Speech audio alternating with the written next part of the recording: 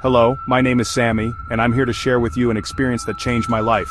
You might think I was a fool for deciding to enter that cursed house, but I was an adventurous young man, and the stories I heard about the house on the hill were more than I could resist.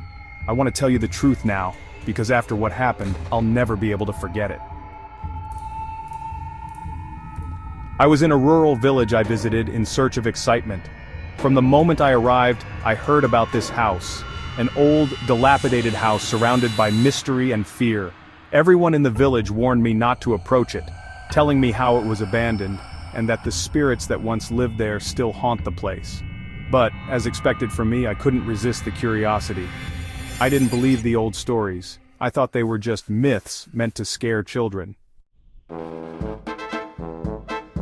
So, I headed to the hill that dark night where the moon dimly lit the sky, and the wind was blowing through the trees like whispers from someone. I arrived at the house, and it stood before me as the biggest challenge. The house looked as though it had been plucked from an old legend, as if time had forgotten it entirely. The doors were ajar, and the windows were covered with dust.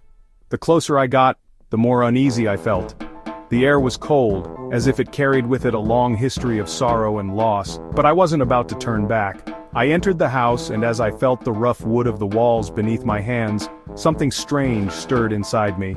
It wasn't just dark, there was a sensation that something was watching me. In every corner I saw shadows move, but I thought they were just figments of my imagination. I searched everywhere, ignoring the fear that crept over me.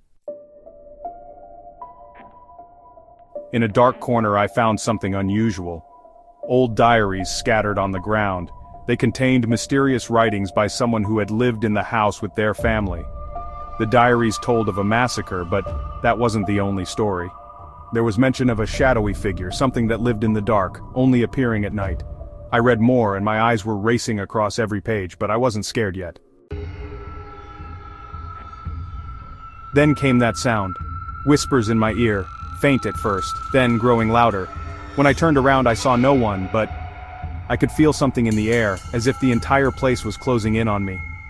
And in that moment, I realized I had entered a place I shouldn't have, and that this house was more than just old walls.